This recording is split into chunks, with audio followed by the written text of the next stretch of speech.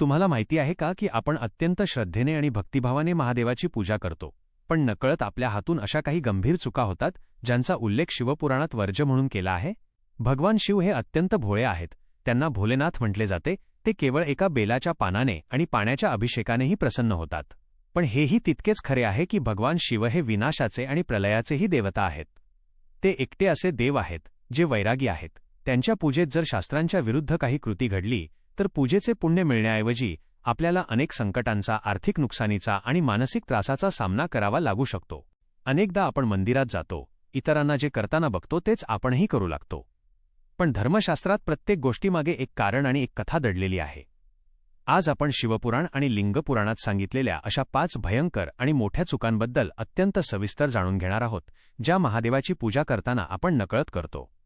या चुका टाळल्या तरच आपली पूजा महादेवांपर्यंत पोहोचते आणि तिचे फळ आपल्याला मिळते. चूक पहिली, शिवलिंगावर हळद आणि कुंकू अर्पण करणे. हिंदू धर्मात कोणतीही पूजा हळद आणि कुंकवाशिवाय पूर्ण होत नाही. हळद आणि कुंकू हे सौभाग्याचे, मांगल्याचे आणि सौंदर्याचे प्रतीक मानले जाते. देवीच्या पूजेत आणि भगवान विष्णूंच्या पूजेत हळदी कुंकवाला अनन्यसाधारण महत्त्व आहे. त्यामुळे अनेक महिला आणि भाविक मंदिरात गेल्यावर सवयीने शिवलिंगावरही हळद आणि कुंकू वाहतात. पण शिवपुराणानुसार ही अत्यंत मोठी चूक आहे. यामागचे मुख्य कारण म्हणजे भगवान शिव हे एक वैरागी आहेत. ते संसारी मोहमायेपासून दूर कैलास पर्वतावर स्मशानातील भस्म अंगाला लावून राहतात. हळद ही सौंदर्य प्रसाधनाशी संबंधित आहे आणि ती संसारी ऐहिक सुखाचे प्रतिनिधित्व करते. महादेव या सर्व भौतिक गोष्टींच्या पलीकडे आहेत. शिवलिंग हे भगवान शिवाच्या निराकार आणि वैरागी स्वरूपाचे प्रतीक आहे.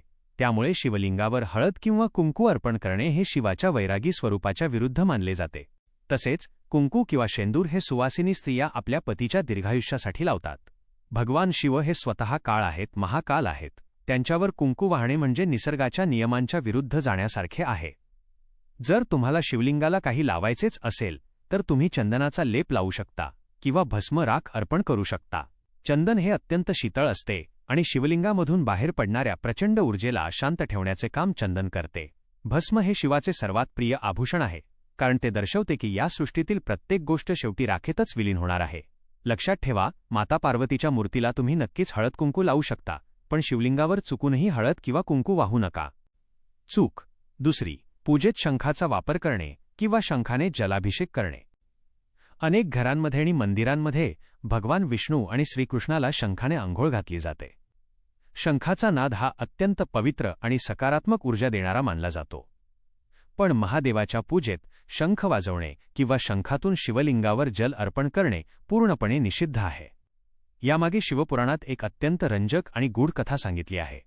प्राचीन काळी शंखचूड नावाचा एक अत्यंत शक्तिशाली आणि क्रूर राक्षस होता. तो दैत्यराज दंभाचा पुत्र होता. शंखचूडाने ब्रह्मदेवाची कठोर तपस्या करून अनेक वरदान प्राप्त केले होते. त्याच्याकडे भगवान श्रीकृष्णाचे एक रक्षाकवच होते आणि त्याची पत्नी तुलसी, जिला वृंदा असेही म्हटले जाते, ही अत्यंत पतिव्रता स्त्री होती. जोपर्यंत त्याच्या अंगावर ते रक्षाकवच होते आणि पत्नीचे पातिव्रत्य अभंग होते, तोपर्यंत तिन्ही लोकात त्याला कोणीही हरवू शकत नव्हते. या वरदानाच्या गर्वाने शंखचूडाने तिन्ही लोकांवर हाहाकार माजवला. त्याने देवांना स्वर्गातून हाकलून दिले. सर्व देव त्रस्त होऊन भगवान विष्णू आणि महादेवांकडे गेले. तेव्हा भगवान शिवांनी स्वतः आपल्या हातात त्रिशूळ घेतले आणि शंखचूडासोबत युद्ध सुरू केले. पण वरदानांमुळे शंखचूडाला मरण येत नव्हते. शेवटी भगवान विष्णूंनी ब्राह्मणाचे रूप घेऊन शंखचूडाकडून त्याचे रक्षाकवच दान म्हणून मागून घेतले आणि दुसरीकडे रूप बदलून त्याची पत्नी वृंदा हिचे पातिव्रत्य भंग केले. जसा वृंदाचा धर्म मोडला तशी शंखचूडाची शक्ती क्षीण झाली. त्याच क्षणी भगवान शिवांनी आपल्या भयंकर त्रिशूळाने शंखचूडाचा वध केला आणि त्याचे मस्तक धडावेगळे केले. शिवपुराणानुसार शंखचूडाच्या हाडांपासूनच समुद्रात शंखाची निर्मिती झाली. शंख हा भगवान विष्णूंना अत्यंत प्रिय आहे, कारण त्यांनी त्याचे रक्षाकवच धारण केले होते. पण शंखचूडाचा वध स्वतः महादेवांनी केल्यामुळे शंख हा राक्षसाचा अंश मानला जातो. त्यामुळेच महादेवाला शंखाचे पाणी कधीही अर्पण केले जात नाही आणि त्यांच्या पूजेत शंखवर्ज्य मानला जातो. जर तुम्ही आतापर्यंत ही चूक करत असाल तर आजपासूनच थांबवा. महादेवाला अभिषेक करण्यासाठी नेहमी तांब्याच्या किंवा पितळेच्या कलशाचाच वापर करा. चूक तिसरी, शिवलिंगावर चुकूनही तुळशीची पाने वाहणे. तुळस ही हिंदू धर्मात सर्वात पवित्र वनस्पती मानली जाते. तुळशीविना विष्णूची पूजा अपूर्ण असे म्हटले जाते. कोणत्याही नैवेद्यावर तुळशीचे पान ठेवल्याशिवाय देव तो नैवेद्य ग्रहण करत नाहीत. पण भगवान शिवाच्या पूजेत तुळशीचे पान वाहणे हा महादोष मानला जातो. यामागेही एक अत्यंत हृदयद्रावक पौराणिक कथा आहे. जशी आपण शंखचूडाची कथा पाहिली तशीच जालंधर नावाच्या एका महान असुराची कथा शिवपुराणात येते. जालंधर हा महादेवांच्याच क्रोधाग्नीतून समुद्रात जन्माला आला होता. तो अत्यंत बलवान होता आणि त्याची पत्नी वृंदा, जी नंतर तुळस बनली, ही परम शिवभक्त आणि पतिव्रता होती. वृंदेच्या पातिव्रत्याच्या बळावर जालंधर अजिंक्य झाला होता. त्याने कैलासावर आक्रमण करून माता पार्वतीला पळवून नेण्याचा प्रयत्न केला. तेव्हा भगवान शिवांचे जालंधरासोबत भयंकर युद्ध झाले. पण वृंदेच्या पुण्याईमुळे महादेवाची शस्त्रे ही जालंधराचे काहीच बिघडवू शकत नव्हती. सृष्टीचे संतुलन राखण्यासाठी भगवान विष्णूंनी जालंधराचे रूप धारण केले आणि वृंदेसमोर गेले. आपल्या पतीला सुखरूप परत आलेले पाहून वृंदेने त्याला मिठी मारली. त्याच क्षणी तिचे पातिव्रत्य भंग पावले. इकडे पातिव्रत्य भंग पावताच तिकडे युद्धभूमीत भगवान शिवांनी आपल्या त्रिशूळाने जालंधराचा वध केला. जेव्हा वृंदेला सत्य समजले की तिच्यासोबत भगवान विष्णूंनी फसवणूक केली आहे आणि भगवान शिवांनी तिच्या पतीचा वध केला आहे, तेव्हा ती अत्यंत क्रोधित झाली. तिने भगवान विष्णूंना शाप दिला आणि स्वतः सती गेली. तिच्या राखेमधूनच तुळशीच्या रोपाचा जन्म झाला. वृंदेने भगवान शिवालाही शाप दिला होता की ज्याप्रमाणे माझ्या पतीचा वध तुम्ही केलात, त्यामुळे माझी पाने तुळस तुमच्या पूजेत कधीही स्वीकारली जाणार नाहीत. भगवान शिवांनी वृंदेच्या या शापाचा आदर केला. त्यामुळेच तेव्हापासून शिवलिंगावर कधीही तुळस अर्पण केली जात नाही. भगवान शिवाला फक्त बेलाचे पान, बिल्वपत्र अत्यंत प्रिय आहे. 3 पानांचे बिल्वपत्र हे ब्रह्मा, विष्णू आणि महेश यांचे प्रतीक आहे. त्यामुळे महादेवाला प्रसन्न करायचे असेल तर तुळशीऐवजी कायम बिल्वपत्र, धोत्र्याचे फूल किंवा शमीची पाने अर्पण करा. चूक 4. महादेवाला केतकीचे फूल अर्पण करणे. फुले ही देवाच्या पूजेतील सर्वात सुंदर आणि आवश्यक गोष्ट मानली जाते. पण भगवान शिवाला केतकी किंवा केवडा हे फूल चुकूनही अर्पण केले जात नाही. यामागे विश्वाच्या निर्मितीच्या वेळची एक प्रचंड मोठी कथा दडलेली आहे, जी शिवपुराणात अत्यंत विस्ताराने सांगितली आहे. सृष्टीच्या सुरुवातीच्या काळात एकदा भगवान विष्णू आणि ब्रह्मदेव यांच्यात एक मोठा वाद निर्माण झाला. ब्रह्मदेव म्हणाले, मी या सृष्टीचा निर्माता आहे, त्यामुळे मी सर्वात श्रेष्ठ आहे. तर भगवान विष्णू म्हणाले, मी या संपूर्ण सृष्टीचे पालनपोषण करतो, त्यामुळे मी श्रेष्ठ आहे. दोघांचा हा वाद इतका वाढला की त्यांच्यात युद्धाची परिस्थिती निर्माण झाली. हा वाद मिटवण्यासाठी आणि त्यांच्यातील अहंकार नष्ट करण्यासाठी भगवान शिवांनी त्या दोघांच्यामध्ये एक प्रचंड मोठा आणि प्रकाशमान अग्नीचा स्तंभ, ज्योतिर्लिंग निर्माण केला. या स्तंभाचा न अंत दिसत होता न सुरुवात. तो स्तंभ अनंत आकाशापर्यंत आणि पाताळाच्याही खालीपर्यंत पसरलेला होता. तेव्हा एक आकाशवाणी झाली की तुमच्यापैकी जो कोणी या स्तंभाचा अंत किंवा सुरुवात शोधून काढेल, तोच सर्वात श्रेष्ठ मानला जाईल. हे आव्हान स्वीकारून भगवान विष्णूंनी वराह डुकराचे रूप धारण केले आणि ते स्तंभाचे मूळ शोधण्यासाठी पाताळाच्या दिशेने खोलवर खणू लागले. दुसरीकडे ब्रह्मदेवांनी हंसाचे रूप धारण केले आणि ते स्तंभाचे टोक शोधण्यासाठी आकाशाच्या दिशेने वेगाने उडू लागले. हजारो वर्षे उलटून गेली. भगवान विष्णू पाताळात खूप खोल गेले, पण त्यांना स्तंभाचा अंत सापडला नाही. शेवटी त्यांनी आपला पराभव स्वीकारला आणि ते परत आले. इकडे ब्रह्मदेव आकाशात उडतच होते. त्यांनाही स्तंभाचे टोक सापडत नव्हते. ते खूप थकले होते. तेवढ्यात त्यांना आकाशातून एक फूल खाली पडताना दिसले. ते फूल केतकीचे होते. ब्रह्मदेवांनी त्या फुलाला विचारले, हे केतकी, तू कुठून पडत आहेस आणि हा स्तंभ अजून किती उंच आहे? केतकीच्या फुलाने उत्तर दिले, मी या स्तंभाच्या टोकावरून पडत आहे आणि मी हजारो वर्षांपासून खाली पडतच आहे, पण मला अजून जमीन सापडली नाही. ब्रह्मदेवांना वाटले की आपण विष्णूंसमोर पराभव स्वीकारू नये. म्हणून त्यांनी केतकीच्या फुलाला एक खोटे बोलण्यास तयार केले. ते केतकीला म्हणाले, तू विष्णूंसमोर जाऊन अशी साक्ष दे की ब्रह्मदेवांनी स्तंभाचे टोक शोधले आहे आणि तेथूनच तू त्यांच्यासोबत खाली आली आहेस.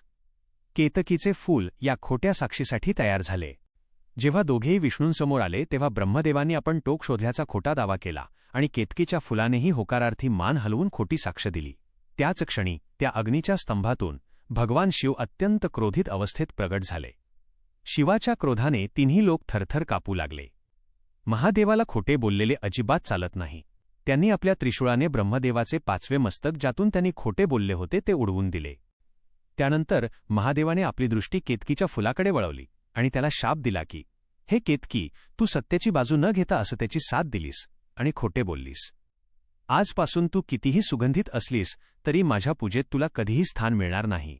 जे कोणी मला केतकीचे फूल अर्पण करतील त्यांना माझ्या क्रोधाचा सामना करावा लागेल आणि त्यांची पूजा निष्फळ ठरेल. तेव्हापासून आजपर्यंत शिवलिंगावर केतकीचे फूल कधीही वाहिले जात नाही. त्यामुळे तुम्हीही मंदिरात जाताना चुकून तुमच्या फुलांच्या हारात केतकीचे फूल तर नाही ना याची खात्री नक्की करा.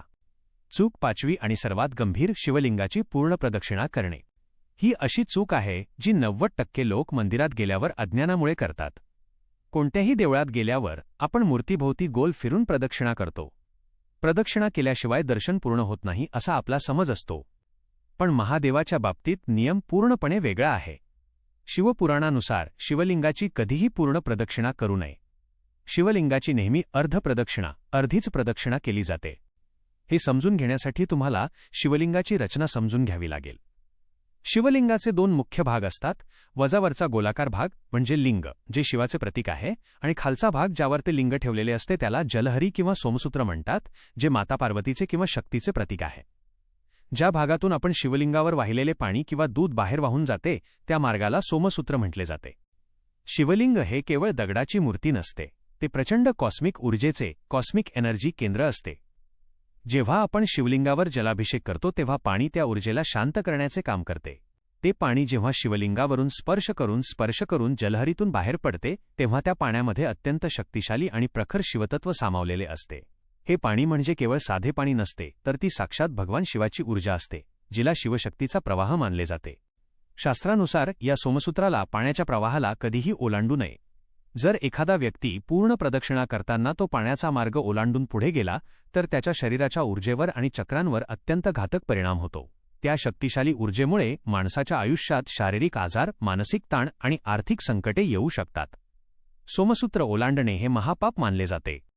मग शिवलिंगाची प्रदक्षिणा कशी करावी? जेव्हा तुम्ही दर्शन घ्याल तेव्हा शिवलिंगाच्या डाव्या बाजूने प्रदक्षिणा सुरू करा. जलहरीच्या पाणी वाहून जाण्याच्या जागेच्या अलीकडे जा. तिथूनच थांबा, खाली वाकून नमस्कार करा आणि तिथेच मागच्या पावली उलट्या दिशेने वळून परत ज्या ठिकाणाहून प्रदक्षिणा सुरू केली तिथे येऊन थांबा. अशा प्रकारे एक यू-टर्न किंवा चंद्राकृती प्रदक्षिणा पूर्ण केली जाते. यालाच चंद्राकार प्रदक्षिणा किंवा अर्धप्रदक्षिणा म्हणतात. यामुळे तुम्ही सोमसूत्राचा आदर राखता आणि शिवाच्या प्रचंड ऊर्जेचा कोणताही नकारात्मक परिणाम तुमच्यावर होत नाही, उलट महादेवाची पूर्ण कृपा तुमच्यावर राहते. मित्रांनो, भगवान शिव हे भोळे असले तरी ते अत्यंत नियमप्रिय आहेत. ते जल आणि बिल्वपत्रानेही तृप्त होतात, पण शास्त्रांचा अवमान त्यांना सहन होत नाही. आपण श्रद्धेने मंदिरात जातो, आपले दुःख महादेवासमोर मांडतो आणि काहीतरी मागतो. पण जर आपण वर सांगितलेल्या 5 चुका वारंवार करत राहिलो तर ती पूजा महादेवांपर्यंत कधीच पोहोचत नाही. पुढच्या वेळी जेव्हा तुम्ही कोणत्याही शिवालयात जाल तेव्हा या 5 गोष्टी नेहमी लक्षात ठेवा. 1. शिवलिंगावर कधीही हळद किंवा कुंकू लावू नका, भस्म किंवा चंदन लावा. 2. महादेवाला शंखातून पाणी अर्पण करू नका किंवा मंदिरात शिवपूजेत शंख वाजवू नका. 3. शिवलिंगावर चुकूनही तुळशीचे पान वाहू नका, फक्त बेलाचे पान अर्पण करा. 4. महादेवाच्या पिंडीवर केतकीचे फूल कधीही वाहू नका. 5. आणि सर्वात महत्त्वाचे, जलहरी, पाणी जाणारी दिशा कधीही ओलांडू नका, नेहमी अर्धप्रदक्षिणाच करा. या छोट्याशा वाटणाऱ्या पण अत्यंत महत्त्वाच्या नियमांचे पालन करून जर तुम्ही निर्मळ मनाने महादेवाला एक थेंब जरी पाण्याचा वाहिलात तरी ते तुमच्या सर्व मनोकामना नक्की पूर्ण करतील. कारण ते देवो के देव महादेव आहेत.